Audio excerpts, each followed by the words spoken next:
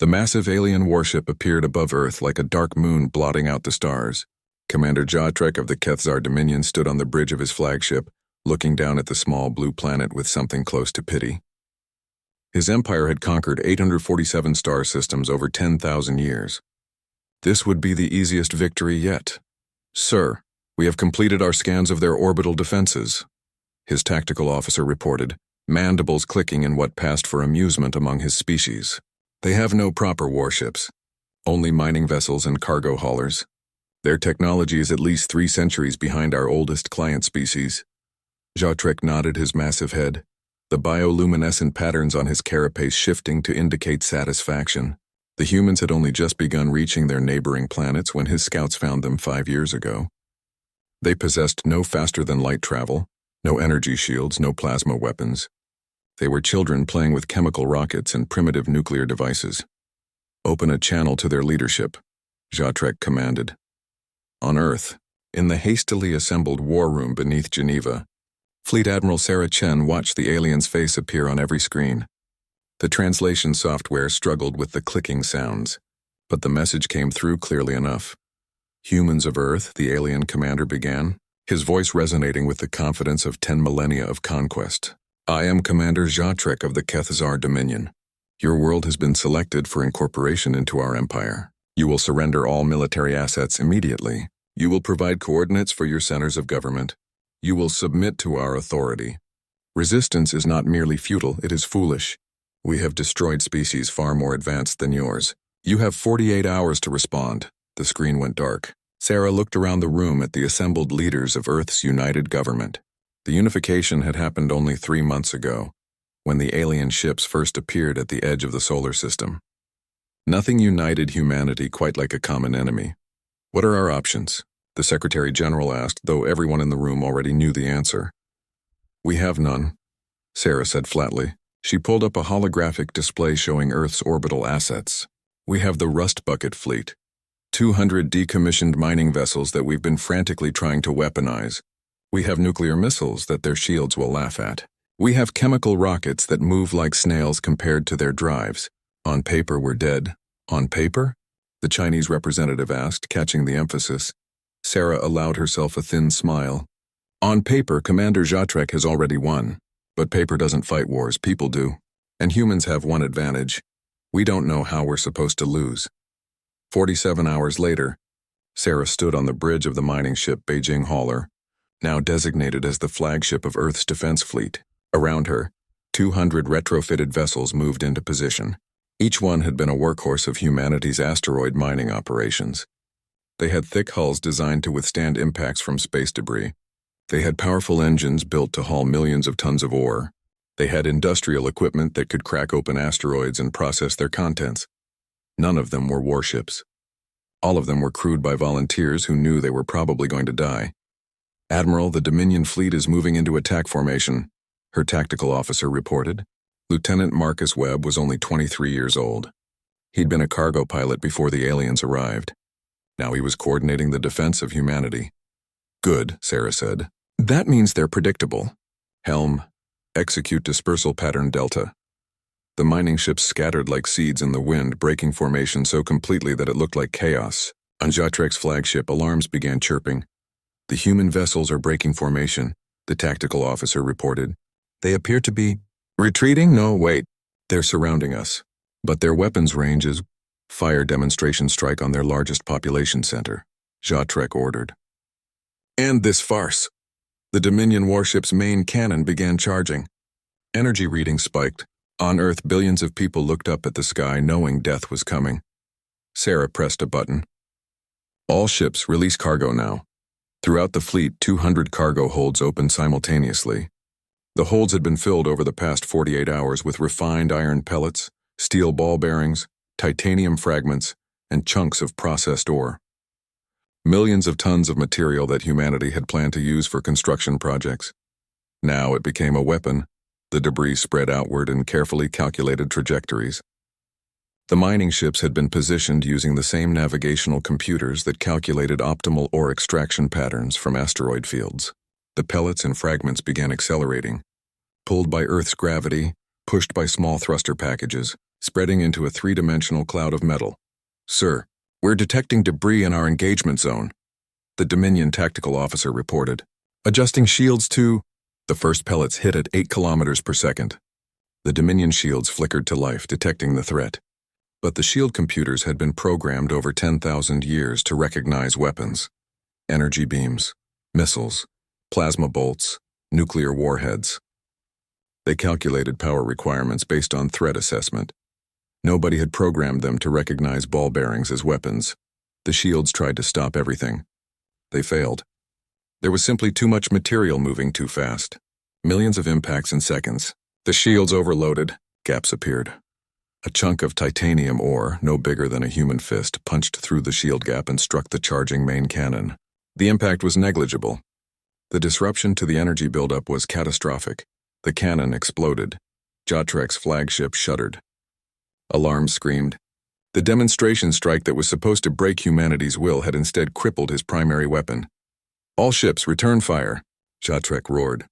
"Destroy those primitive—" The second wave of debris hit. This time it included larger chunks, pieces of refined steel plating, sections of discarded mining equipment. The Dominion fleet's shields were already strained. More gaps appeared.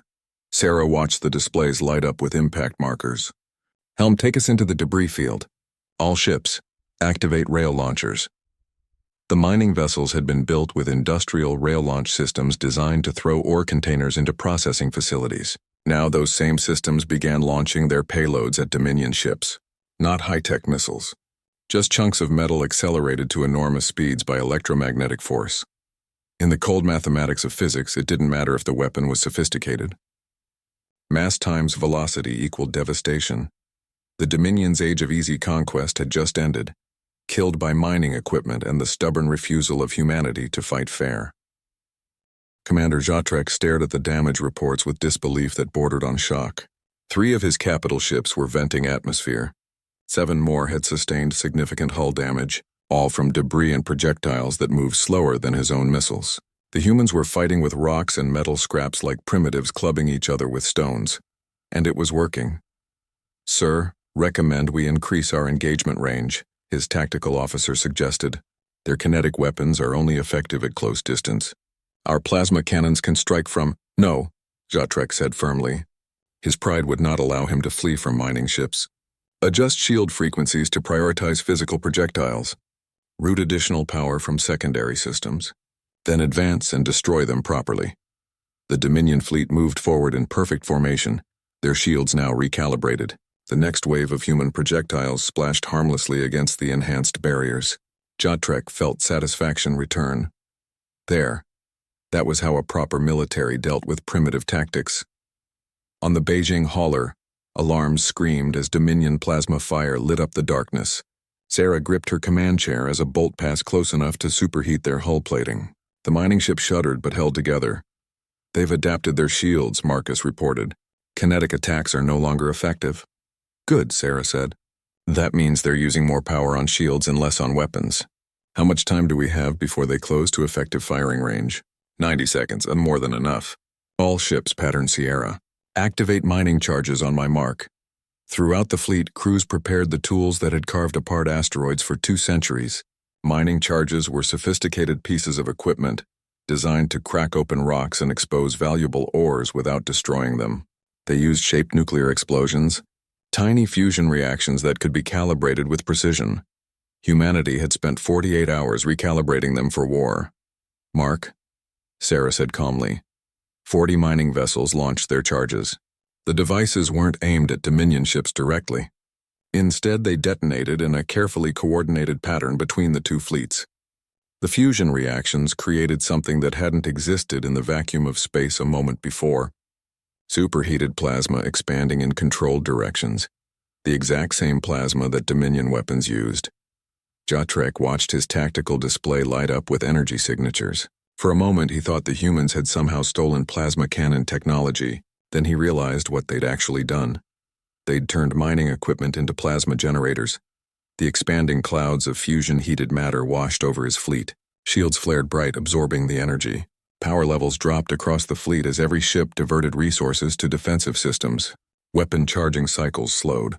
Engines throttled back. Clever, Jotrek admitted. But mining explosives are limited. They cannot sustain this, he was right. But he hadn't fought humans before. He didn't understand that humans didn't need to win through superior resources. They just needed to create opportunities. Sarah watched the Dominion fleet slow under the plasma bombardment. Their shields were holding, but their offensive capability had decreased by 40%. Power management was a zero-sum game. The more they defended, the less they could attack. All ships, evasive pattern Gamma. Use asteroid cover protocols. The mining vessels scattered again, but this time their movements weren't random. Every pilot in the fleet had spent years navigating asteroid fields, threading between rocks at high speed, calculating trajectories while dodging debris. They'd trained in the most dangerous environment in the solar system. Now they flew through the battlefield the same way they'd flown through asteroid belts, treating Dominion ships like obstacles to avoid rather than enemies to fight. They jinked and weaved with an unpredictability that targeting computers couldn't track. Their heat signatures matched space rocks because they'd spent decades disguised as space rocks to avoid detection by competing mining operations. The Dominion ships fired plasma bolt after plasma bolt. Most missed. The human vessels were simply too small, too agile, and too experienced at not being where someone expected them to be. "Sir, we've destroyed 14 human vessels," the tactical officer reported, "but we're expending ammunition at 3 times the projected rate. Their evasive maneuvers are undisciplined chaos," Jotrek finished. "No proper formation. No coordination. Just random contact. 20 human vessels have broken through our perimeter. They're heading directly for battlecruiser Shaketh." Jotrek watched in horror as 20 mining ships converged on a single target like predators swarming prey. The battlecruiser fired frantically, destroying 3, then 5 of the attackers, but the others closed the distance. Then Sarah showed Jotrek another thing that mining operations had taught humanity. When you needed to crack something open, you used the biggest hammer available. The lead mining ship fired its industrial boring laser, designed to cut through solid rock. Against shields, it was useless. Against exposed hull sections where shields had momentarily dropped to allow weapons fire, it was devastatingly effective. The laser carved a line across the battlecruiser's armor. The second ship slammed a mining spike into the wound, a massive drill bit designed to penetrate asteroids. It punched through 3 decks before the automated systems engaged and the spike began rotating, chewing through interior bulkheads. The remaining ships opened fire with everything they had. Rail-launched projectiles, mining charges, even vented coolant that froze on the Dominion ship's hull and fouled their sensor arrays. It wasn't elegant. It wasn't sophisticated. It was the industrial brutality of machines designed to destroy rocks, applied to warships. The battlecruiser Shaketh exploded. Jotrek felt something he hadn't experienced in 100 campaigns. Fear. Not fear of death, but fear of the unknown. These humans fought without honor, without discipline, without following any tactical doctrine he understood.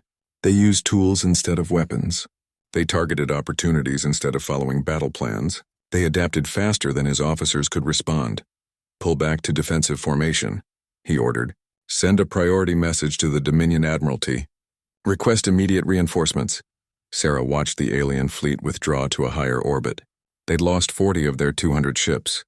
The Dominion had lost 1 battlecruiser and taken heavy damage on 8 others. By any military standard, humanity should have been annihilated by now.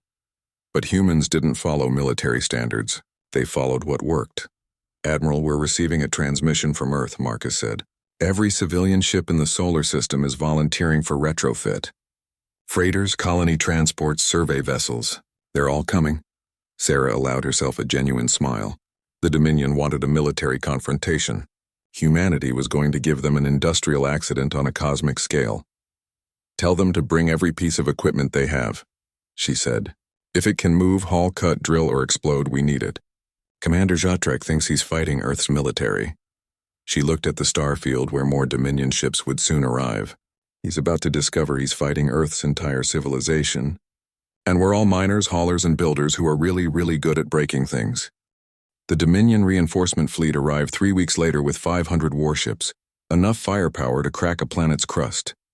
Admiral Jotrek felt his confidence return as the massive armada took position around Earth. The humans had gotten lucky in their first engagement, nothing more.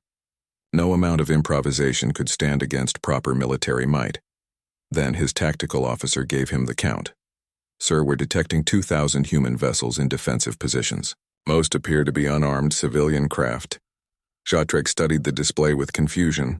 Cargo freighters designed to haul supplies between planets. Colony transport ships built to carry thousands of passengers.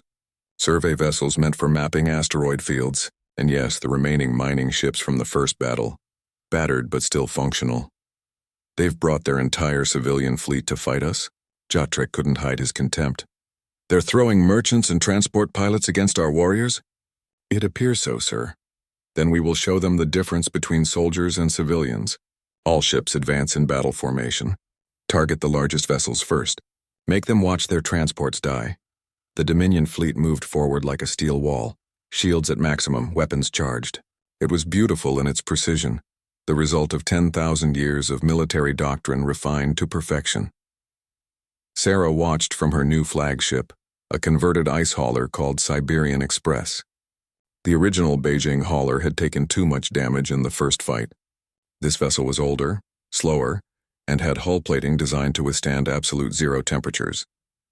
It was also running a communication array that the Dominion wouldn't recognize as military hardware because it wasn't. It was the same system that coordinated hundreds of civilian ships across the solar system during normal operations. All vessels, confirm ready status, Sarah transmitted on the civilian frequency. 2,000 confirmations came back.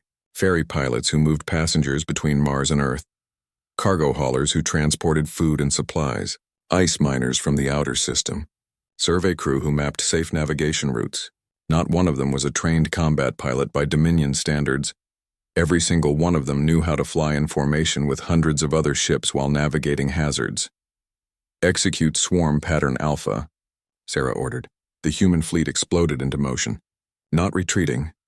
Not advancing in formation, but splitting into dozens of small groups that scattered in every direction. 20 ships here, 30 ships there. 50 ships circling around the flank. To Jotrek's tactical officers, it looked like panicked chaos. They were wrong. Each group had a target, a purpose, and a plan. The plans were simple because complicated tactics required complicated training. Human crews didn't have that. What they had was experience working in groups to accomplish tasks.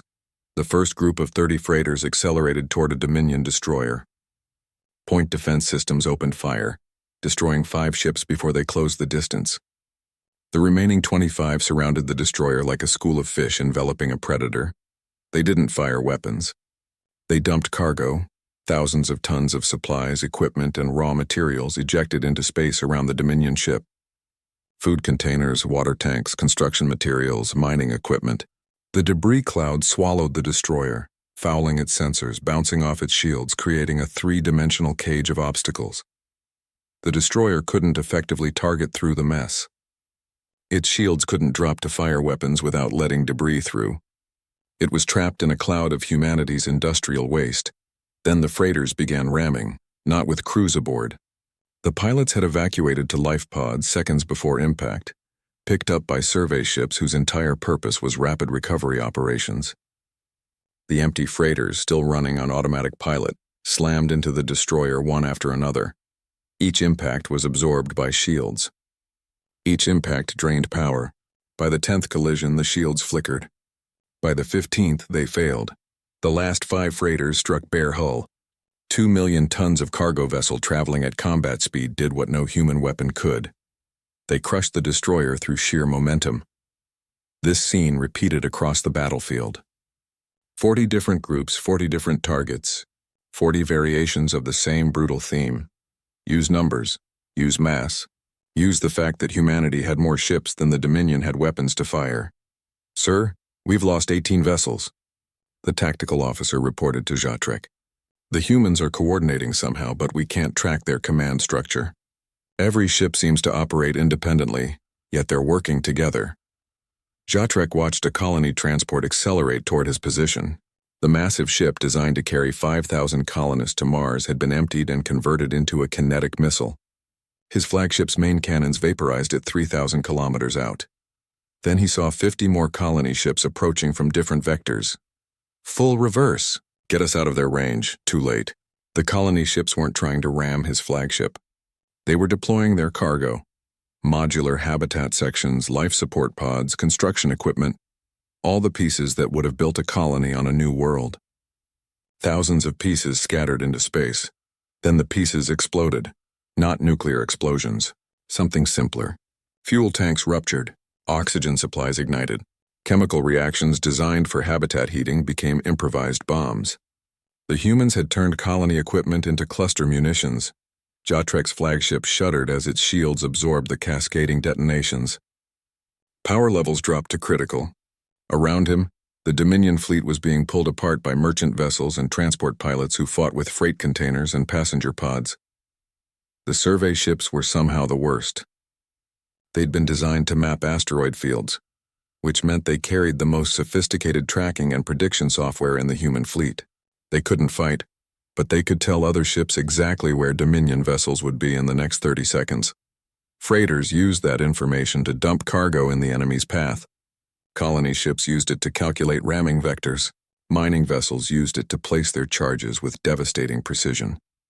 Sarah watched the battle unfold on her tactical display. It looked like chaos because it was chaos. There was no elegant formation, no coordinated battle plan. Just 2,000 crews doing what they knew how to do. Transport cargo, navigate obstacles, work together to accomplish impossible tasks. The Dominion fleet began to break. Not from superior firepower, but from the grinding, relentless pressure of an entire civilization that refused to acknowledge it was outmatched. "Admiral, we're receiving a transmission," Marcus said. "It's Commander Jotrek. He wants to talk," Sarah smiled coldly. "Put him through." Jotrek's face appeared on the screen. His bioluminescent patterns flickered with colors Sarah's xenology team had identified as stress and confusion.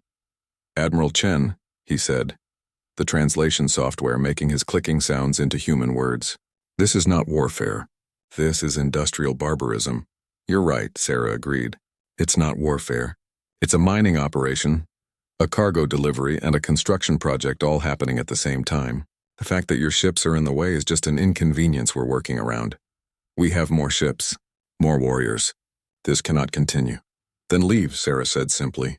"Take your warriors and your honor and your 10,000 years of military tradition and go home." "Because we're not warriors, Commander. We're workers, and we're just getting started." Jotrek's image flickered and died. His fleet began to withdraw, pulling back from the industrial storm that was ripping through their formations. Sarah knew this wasn't over. The Dominion wouldn't accept defeat from mining equipment and civilian ships. They would come back with a real plan, real tactics, and overwhelming force. Good. That gave humanity time to prepare more surprises. And humans were very, very good at improvising. Commander Jotrek stood before the Dominion High Council feeling something his species rarely experienced: shame. The holographic displays around him showed the battle reports from Earth. 500 warships sent to crush a primitive species. 143 destroyed or crippled by cargo haulers and mining equipment. "Explain this failure," the council leader demanded, her ancient voice carrying the weight of 10 millennia. "The humans do not fight with honor," Jotrek said. "They use civilians as weapons. They sacrifice ships without hesitation. They have no tactical doctrine, no military tradition. They simply throw mass and numbers at us until we lose." The council leader finished coldly. "Your excuses are noted and dismissed. We are sending you back with 800 warships. You will challenge these humans to honorable battle at a location of our choosing. They will accept because their primitive pride will demand it. Then you will destroy them properly." Jotrek bowed his head, as the council commands. 3 days later, Sarah received the formal challenge. The Dominion proposed a battle at a neutral system they designated as Sector 447B. No civilian ships. No mining equipment. Just warships against warships in open space, the way proper militaries had fought for thousands of years. The Dominion promised that if humanity won this engagement, they would leave the solar system forever. If humanity lost, Earth would surrender immediately. Sarah called a meeting of her senior staff. Every face on the holographic conference showed exhaustion. They'd been fighting for 2 months straight, losing ships faster than they could retrofit new ones. The civilian volunteers were running out. The mining charges were running out. Everything was running out except Dominion warships. "It's a trap," Marcus said immediately. They're choosing the location, the terms, everything. They want us in open space where our evasive maneuvers won't work. Of course it's a trap, Sarah agreed. But they've also promised to leave if we win. That's a formal declaration before their High Council. Breaking it would destroy their honor, and from what we've learned about Kethzar culture, honor is everything. So we take the deal. Sarah looked at the tactical data for Sector 447b. It was a nothing system. A dying red dwarf star, 3 barren planets, and a dense asteroid belt. No resources, no strategic value. The Dominion had chosen it because it was empty. She smiled. We take the deal, and we cheat in ways they won't expect until it's too late. Tell the mining teams I need 500 of their best demolition experts, and I need them to be very quiet about what they're doing for the next 72 hours. The Dominion fleet arrived at Sector 447b exactly on schedule. 800 warships formed into a perfect battle wall, their shields glowing with power, their weapons charged and ready. This time there would be no civilian ship tricks, no cargo dumps, no industrial accidents. This would be warfare as it was meant to be conducted. Jotrek watched his sensors as the human fleet emerged from FTL. 200 ships. Actual warships this time, or at least vessels that had been properly retrofitted. They formed into what looked like a legitimate battle formation, something the humans had never done before. Sir, they're actually forming a proper line, his tactical officer said with surprise. Standard defensive formation? No dispersal, no chaos. Finally, Jotrek allowed himself satisfaction. They've realized that proper military doctrine exists for a reason. Signal all ships. We advance on my command. He never got to give that command. Sarah had positioned the Siberian Express at the center of the human formation. Around her, 200 ships held a line that looked conventional to Dominion eyes. Behind them, hidden in the dense asteroid belt, 300 mining vessels waited in complete radio silence. Those mining crews had spent 72 hours doing what they did best, placing demolition charges. 500 charges scattered throughout the asteroid belt, each one precisely positioned, not to destroy asteroids but to alter their trajectories. Dominion fleet is advancing, Marcus reported. They're taking the bait. Let them come, Sarah said. She waited until the massive alien fleet was fully committed, moving through the space between the human formation and the asteroid belt. Perfect position. Execute, she said quietly. In the asteroid belt, 500 mining charges detonated simultaneously. The explosions were small, carefully calibrated. They didn't shatter the asteroids. They pushed them. Thousands of asteroids, from pebbles to mountains, suddenly acquired velocity. Not random velocity, calculated trajectories that sent them tumbling toward a single point. The gravitational well created by the red dwarf star and the Dominion fleet's position, Jotrek's, sensors lit up like a supernova of warnings. What asteroid impacts incoming? Thousands of them, from all vectors. The first wave hit like a meteor storm, small rocks bouncing off shields, then larger ones, then house-sized boulders, then kilometer-long fragments of shattered moons, evasive maneuvers. Jotrek shouted. The Dominion warships tried. Their massive capital ships began turning, their engines straining, but they'd been designed for ship-to-ship combat in open space. They were fast in straight lines. They were terrible at dodging. The human vessels, crewed by pilots who'd spent careers threading through asteroid fields, slipped through the chaos like fish in water. They knew how to read trajectories, predict collisions, find the safe paths through tumbling debris fields. The Dominion ships didn't. A frigate took a direct hit from a 3-kilometer asteroid and crumpled like paper. Its shields had been designed to stop energy weapons, not solid rock moving at orbital velocity. 2 destroyers collided while trying to evade, their shields interfering with each other. A battlecruiser's main engine was crushed by a boulder the size of a city block. The asteroid storm intensified. The mining charges had been placed to create a cascade effect, each explosion triggering more collisions, more fragments, more chaos. The asteroid belt was falling inward, dragged by the star's gravity and humanity's calculations. Sir, we need to retreat, the tactical officer screamed over the sound of impacts against shields. We cannot retreat from primitives. Jotrek roared back. But even as he said it, he watched another of his capital ships break apart under the pounding of rocks that cost nothing, required no technology, and followed the simple laws of physics that no shield could ultimately defeat. Sarah watched the chaos unfold. 300 mining vessels emerged from the belt and began picking off damaged Dominion ships with surgical precision. These weren't civilians with cargo containers anymore. These were asteroid miners doing what they did best, working in debris fields while everything around them tried to kill them. A Dominion cruiser tried to run. A mining vessel placed a charge on an asteroid in its path. The explosion redirected the rock directly into the cruiser's escape vector. Impact at 15 kilometers per second. "Ma'am, Jatrek's flagship is trying to signal," Marcus reported. "Ignore it. They wanted proper battle. They're getting it. Physics doesn't care about honor." 30 minutes later, the asteroid storm began to settle. The gravitational forces dissipated. The chaos calmed. The human fleet floated intact among the debris. Of the Dominion's 800 warships, less than 400 remained functional. The rest were scrap, torn apart by rocks and their own inability to adapt to an environment humans had been working in for 2 centuries. "Open a channel to Jatrek," Sarah ordered. The commander's face appeared, his bioluminescent patterns dim with shock and defeat.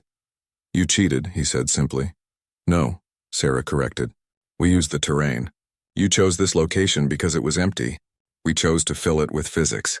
You wanted a proper battle. We gave you Newton's laws of motion. Turns out they're the same everywhere in the galaxy." Jatrek said nothing for a long moment. Then, "The Council will honor its word.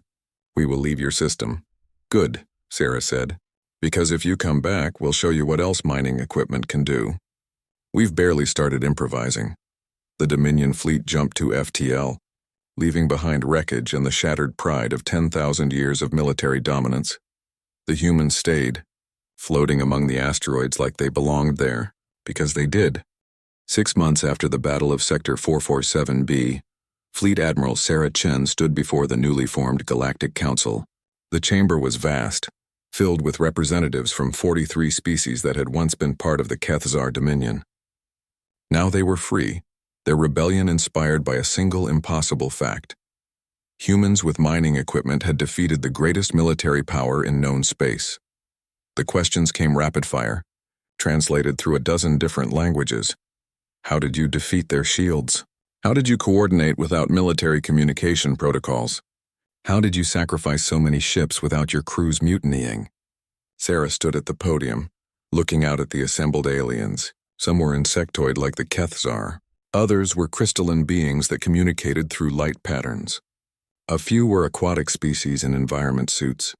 All of them wanted the same thing, to understand how humanity had done the impossible. "You're asking the wrong questions," Sarah said. "You want to know our military secrets, our advanced tactics, our hidden technology. We don't have any of those things." A murmur of confusion rippled through the chamber. "Then how?" demanded the Vrex representative, a species that had fought the Dominion for 300 years before being conquered. "We had better ships than you, better weapons. We lost." Sarah pulled up a holographic display showing the human fleet. Mining vessels, cargo haulers, colony transports, survey ships, nothing that looked like a proper warship. "This is why you lost," she said. "You looked at the Dominion's military and tried to build a better military. You studied their tactics and developed counter-tactics. You played by their rules, just better. You lost because you were fighting the same war they'd perfected over 10,000 years. She zoomed in on a mining ship. "We didn't fight that war. We fought our war. See this vessel? It's designed to crack open asteroids. We used it to crack open warships. Same tool, different target. The Dominion spent millennia preparing for military conflict. We spent 2 centuries preparing for industrial operations in the most hostile environment imaginable, space." Another display appeared, showing civilian communication networks. "You wanted to know how we coordinated? We used the same systems that coordinate thousands of ships across our solar system every day. Cargo schedules, mining operations, transport routes. We didn't develop military protocols. We just used our existing logistics networks." A third display, evacuation procedures.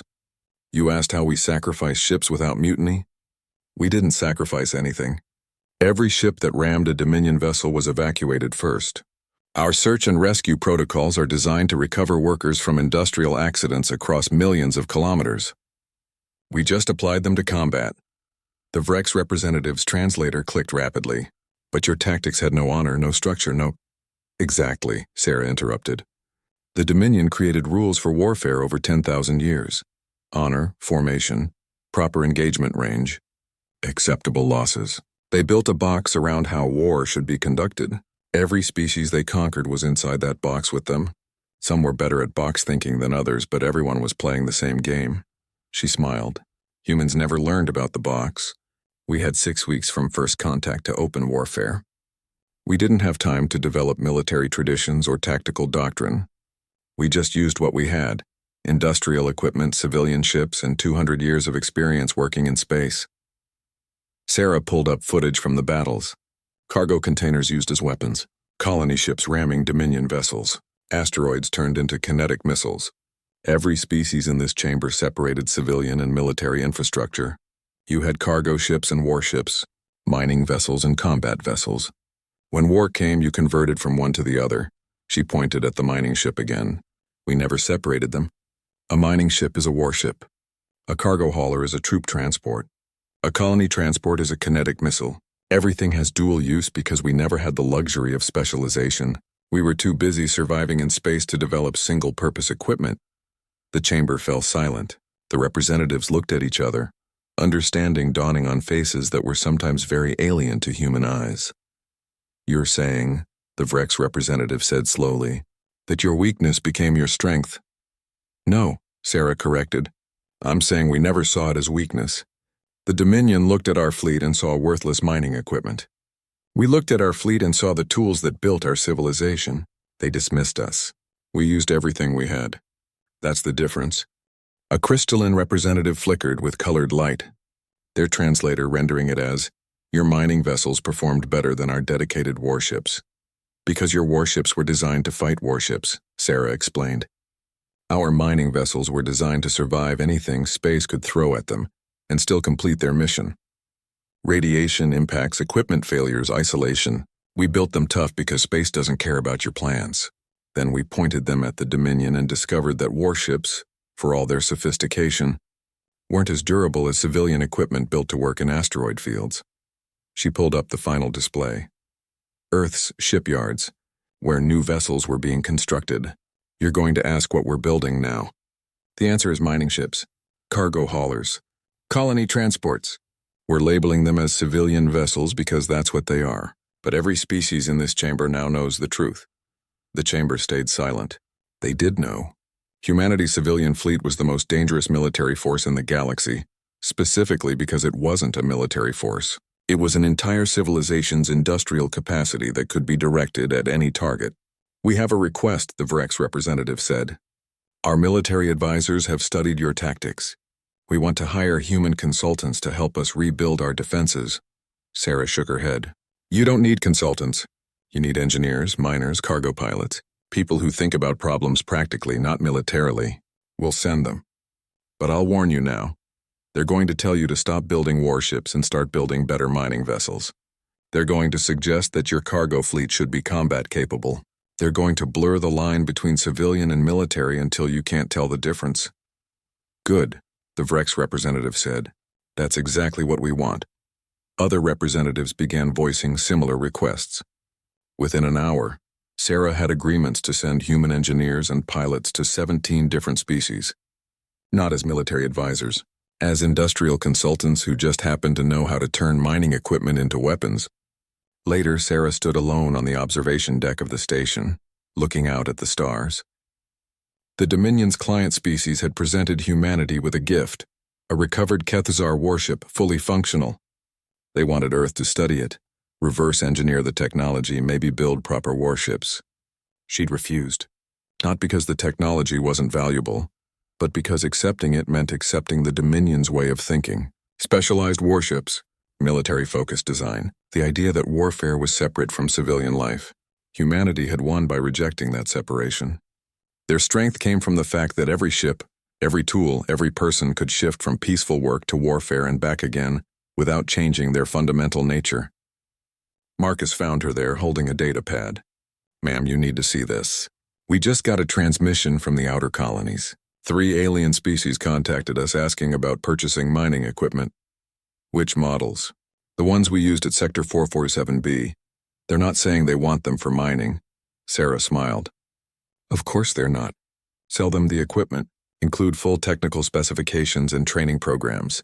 If they ask why we're being so helpful, tell them it's just mining equipment. What they do with it is their business. The Dominion is going to realize we're arming the galaxy with our civilian technology. Let them realize, Sarah said. By the time they figure out how to counter mining equipment, we'll have developed something new. That's another advantage of industrial equipment. It evolves faster than military hardware because it's constantly being improved for actual work. She looked out at the stars again. Earth had changed the galaxy not through superior firepower, but through a simple refusal to see civilian and military as separate things. Every human ship was potentially a warship. Every worker was potentially a warrior. Every tool was potentially a weapon. The Dominion had looked at humanity's fleet and seen worthless junk. They'd been wrong. The fleet wasn't worthless. It was priceless because it represented something the Dominion had forgotten over 10,000 years of military dominance. The line between civilian and soldier was imaginary, and humans had never bothered to draw it. Far away on a backwater world where defeated Kethzar officers went to retire, Commander Jatrek watched the news feeds. Human mining vessels appearing in system after system. Human consultants teaching other species to think like industrial workers instead of soldiers. The Dominion's defeat spreading like a virus through the galaxy's military culture. He'd spent months analyzing the battles, trying to understand where he'd gone wrong. The answer was simple and devastating. He'd assumed humans would fight like everyone else. He'd put them in the box with every other species and expected them to follow the rules. Humans didn't have a box. They never did. And that made them the most dangerous species the galaxy had ever encountered. Not because they were better warriors, but because they'd never learned that some things were supposed to be worthless. In human hands, everything had value. Everything had purpose. Everything was a tool waiting to be used in ways no one else had imagined. That Jatrek finally understood was why they'd won. Not better weapons. Not superior tactics, just the fundamental inability to accept that anything was useless. The Dominion had dismissed humanity's fleet as worthless junk. Humanity had turned that junk into legend, and the galaxy would never be the same.